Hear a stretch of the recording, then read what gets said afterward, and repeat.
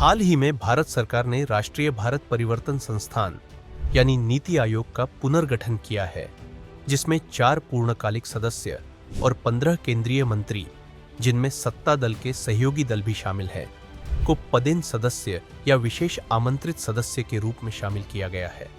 एक आधिकारिक अधिसूचना के अनुसार प्रधानमंत्री नरेंद्र मोदी नीति आयोग के अध्यक्ष बने रहेंगे तथा अर्थशास्त्री सुमन के बेरी इसके उपाध्यक्ष बने रहेंगे। इसके साथ ही वैज्ञानिक वी.के. सारस्वत, कृषि अर्थशास्त्री रमेश चंद, बाल रोग विशेषज्ञ वी.के. पॉल और मैक्रो अर्थशास्त्री अरविंद विरमानी भी सरकारी थिंक टैंक के पूर्णकालिक सदस्य बने रहेंगे। 4 पदेन सदस्य के रूप में रक्षा मंत्री राजनाथ सिंह, गृह मंत्री अमित शाह, कृषि मंत्री शिवराज सिंह चौहान और वित्त मंत्री निर्मला सीतारमण शामिल होंगे। अधिसूचना में कहा गया है कि प्रधानमंत्री ने नीति आयोग के हालिया संशोधित गठन को मंजूरी दे दी है। पुनर्गठित नीति आयोग में विशेष आमंत्रित सदस्य केंद्रीय मंत्री नितिन गडकरी, सड़क परिवहन और राजमार्ग मंत्री जगत प्रकाश नड्डा, स्वास्थ्य मंत्री एच.डी. कुमारस्वामी, भारी उद्योग और इस्पात मंत्री जीतन राम मांझी, सूक्ष्म, लघु और मध्यम उद्यम मंत्री राजीव रंजन सिंह उर्फ ललन सिंह, मत्स्य पालन, पशुपालन और डेयरी मंत्री शामिल होंगे।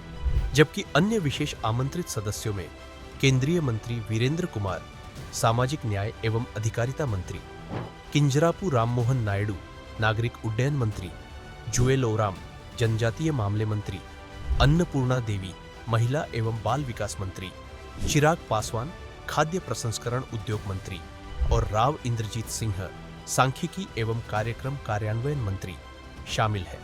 आइए जानते हैं नीति आयोग से संबंधित जरूरी बिंदुओं को।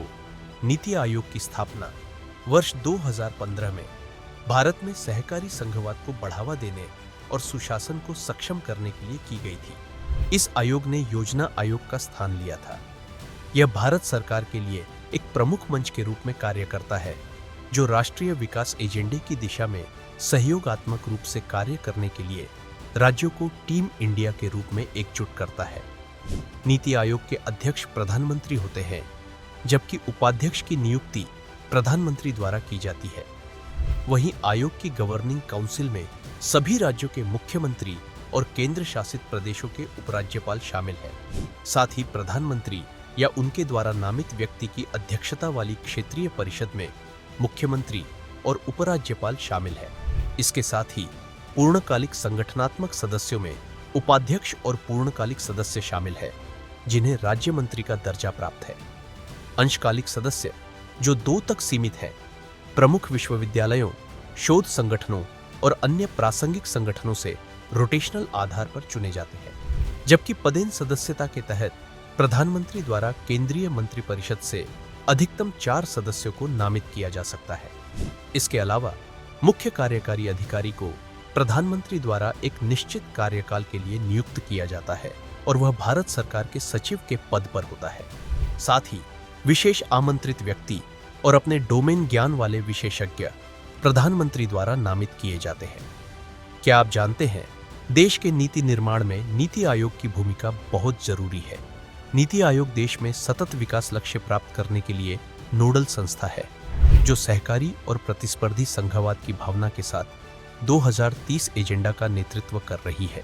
यह एसडीजी इंडिया इंडेक्स और डैशबोर्ड, बहुआयामी गरीबी सूचकांक, प्रगति समीक्षा 2023 और पूर्वोत्तर क्षेत्र सूचकांक आदि जैसे विभिन्न तंत्रों के माध्यम से राष्ट्रीय और उपराष्ट्रीय स्तर की प्रगति की निगरानी करता है। आज का प्रश्न: हाल ही में भारत सरकार ने नीति आयोग में कितने केंद्रीय मंत्रियों को पदेन सदस्य या विशेष आमंत्रित सदस्य के रूप में शामिल किया है? ए 8 केंद्रीय मंत्री, बी 12 केंद्रीय मंत्री, सी 10 केंद्रीय मंत्री, डी 15 केंद्रीय मंत्री। अपना उत्तर कमेंट में दें।